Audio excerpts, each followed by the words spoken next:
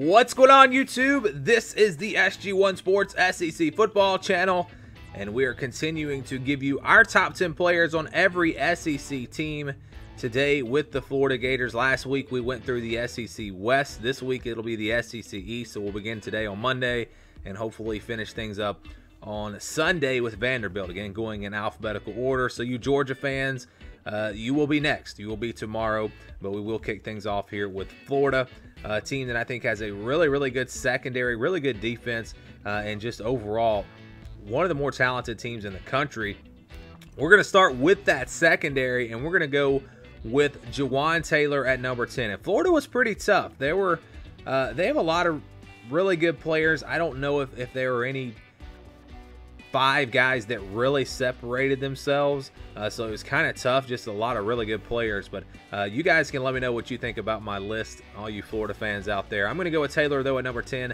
43 tackles last season, only played in 7 games, had a tackle for loss as well, so expecting him to play more in 2019, and if he plays the full season, he could put up some really big numbers. At number 9, we're going to go to the offensive side of the ball. It's Kadarius Toney. 240 rushing yards, 11.4 yards per carry, 260 yards receiving. He was not a huge threat in the pass game, but their Wildcat quarterback used him on some running plays as well. So just a very dangerous weapon for this offense. Can do a lot of things, very versatile. I think you will see him probably in a similar role in 2019. And again, I can't get over that. 11.4 yards per carry. That is an insane number. And if he can do that again, that's going to be really good for them. At number 8, we go with Feleipe Franks. I know some Florida fans aren't sold on him. I am. He won me over in the South Carolina comeback last year. I think I've mentioned that before. 2,400 passing yards last season, also 350 rushing yards. And it was really impressive to see how Dan Mullen used his legs. He was not a runner at all the year before. I mean, really, you rarely saw him run. And now that he is able to run, use his legs, a powerful runner, good on the goal line, that really takes this offense to another level. 31 touchdowns for him last year. I expect him to run a lot again in 2019. We go to Brad Stewart, number 7 here. Again, when we talk about this secondary, they are loaded, and that's what I've noticed here in the SEC. There are some really good secondaries. You go to LSU, go to Alabama, go to Georgia, who we'll be doing tomorrow. Really solid secondaries in the SEC this season. He had 41 tackles last season, a couple of interceptions, also a forced fumble. So again, you could almost put every player in the secondary on this list. I think he's going to be one of the better safeties in the SEC, and we have him at number 7. For number 6, we go back to the offensive side. How about Van Jefferson? Last year, 35 catches, 503 receiving yards, 6 touchdowns. They have several talented wide receivers, but I think Van Jefferson is the best of them all. Of course, he was a transfer from Ole Miss. They're really going to be missing him after all that they just lost at receiver, but I think he'll be the go-to guy again in 2019. Maybe get up closer to 1,000 yards again. They have a lot of talented receivers, so they are going to spread the ball around. I don't think he puts up crazy numbers, but I do think he's their best option at that wide receiver position. We go back to the secondary for number 5. I'm telling you, a lot of talent in this Florida secondary. Marco Wilson did not play last year. He was injured. I think he might have played in the first game. He may have gotten injured in the first game. I'm not 100% sure on that. But you go back to 2017, he had 34 tackles and 10 pass breakups. 10 passes defended.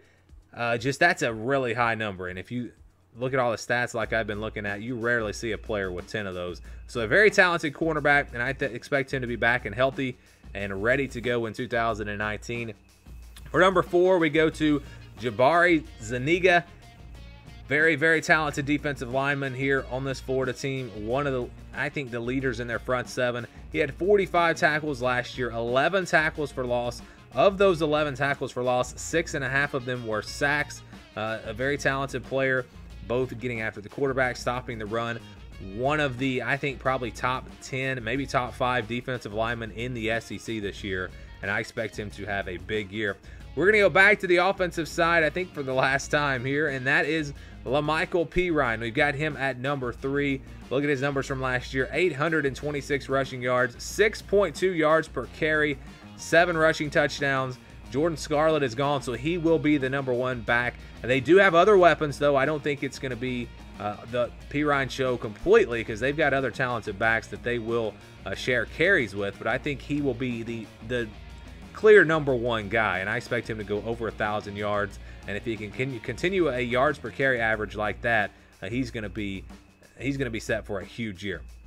So we go back to defense for our final 2 players. At #2, we've got David Reese II.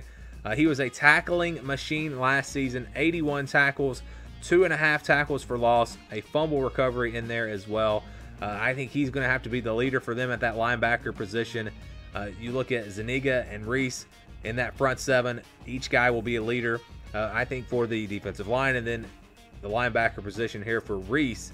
And I think they're going to be very, very key for this Florida defense. And now we go to maybe the leader in the secondary, and he's #1, and that is C.J. Henderson. Last season, 38 tackles, 5 tackles for loss. He also had 3 sacks. You don't see cornerbacks making plays like that behind the line of scrimmage very often. He's a very versatile player. He had 2 interceptions, broke up 5 passes, also forced 2 fumbles. So he was all over the field. His stats are really solid here. Not quite Grant Delpit stats like we saw with LSU, but still a very, very talented player. I think he's the best player on this Florida team. He's a first-round draft pick, and that's why I've got him at #1. I want to hear from you, Florida fans. Who do you agree with, disagree with on this list? Who would you add maybe that I left off?